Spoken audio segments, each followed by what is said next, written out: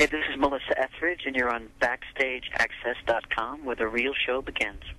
I'm Dee Haley with BackstageAccess.com, and I'm talking with singer, songwriter, and musician Melissa Etheridge. First off, thank you for taking the time to talk with us today. And recently you released your latest album, Fearless Love, on Island Records. My first question is, after 10 years, what made you decide to work with John Shanks again as a producer? I believe he last produced something back in 1999. Oh, yeah. Not only did we worked together on Breakdown, but he was my first guitar player in my first band that I had in 1988, and he played with me from 93 to 99, so he's like my little brother, and he certainly understands me musically. And I knew when I started to think about this project and what I wanted it to be, and I started visualizing it, I knew I wanted it to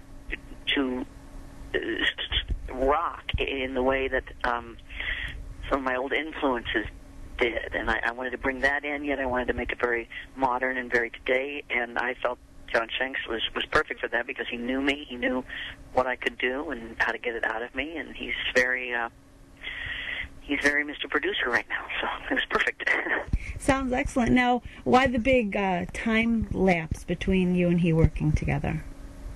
Oh, he's very busy, and so am I. He after he produced Breakdown in '99, he went on to produce Michelle Branch and Sheryl Crow and Alanis Morissette and Bon Jovi, and he's just, he's one of the top producers now, and I certainly couldn't afford to just have him out as a road guitar player anymore.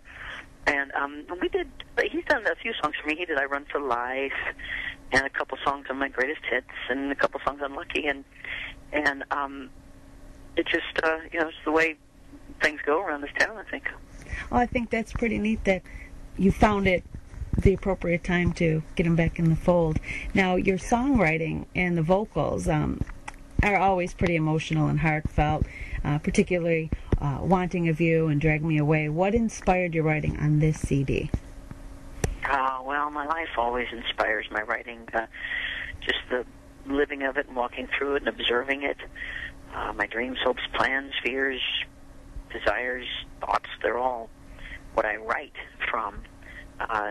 This album has a couple of kind of new things for me where I write a little bit more from the third person, like The Wanting of You in Indiana. I sort of remove myself, yet try to truthfully feel the emotional story as it's unfolding. So that was a challenge, and I really, really enjoyed doing it. But the whole album is, again, a lot of me in it. How do you get into that writing zone? Do these things just pop up, or do you kind of have to focus and concentrate on what you're trying to say? Well, I think I've been writing since I was about 10 years old, so the right side of my brain is always open and kind of focusing and pulling in inspiration constantly with everything around me. I have found with my life now, which is filled with family and work, and that I have to make time to write now. It's 10 to 2. Mama's going to go in her office and she's going to write. That's what I do, and so I give myself that space. I don't always, take the whole time. Sometimes I take more. Sometimes nothing comes, and I just have to allow myself that time, though, the stillness, to be able to let whatever's coming out come out. Now, you mentioned time, and you've got your family, you've got the kids, and just all kinds of things going on. Now, you're also involved with a lot of charitable organizations, and I just wonder how you juggle all that time and how you decide what to get involved with and how you say no to the things that you just can't fit in. Yeah, well, that's really it. I would love to say yes to everything because everyone's doing such good deeds out there for so many. But it's time. Time is my most valuable commodity, and every choice I make, I have to think, is it worth it to take time away from my family or to take time away from my work? Either one, which I love both dearly. And I don't do much, actually. My family fills up so much of my time, and I have to choose. Sometimes if something comes along that's like, this is really, I feel like I can do a great amount of good if I do this right here, then I'll make that choice to do it. Now, getting back to your latest release, you made the album the old-fashioned way, I read, pretty much locking yourself with the band into Document Room Studios. I was wondering if you could tell us how that process went and why you did it that way. With a lot of people now are doing parts differently and Pro Tools and all kinds of things like that. So what makes you use the old-fashioned style, and have you always used that, or have you tried other things?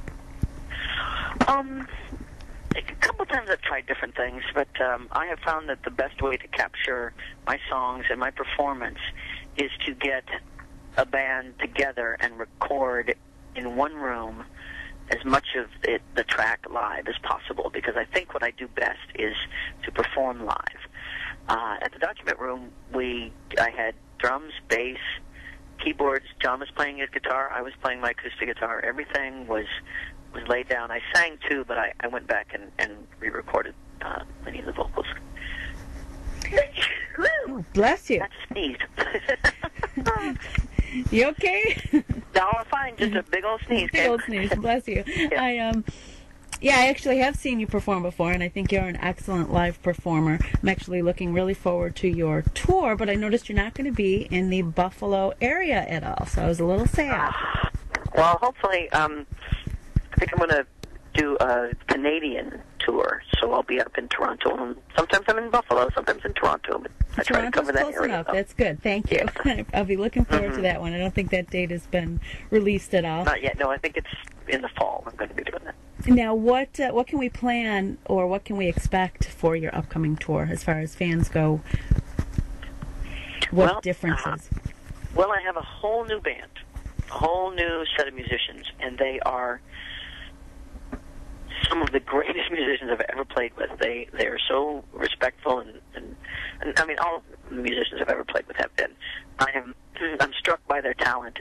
It's like kind of stepping into a sports car for the first time and then kind of being at the wheel. It's very exciting. I've got these new songs which I wrote specifically to be played live, so I'm very excited about that. I'm looking forward to the whole. It's going to be quite a rockin' show this time out.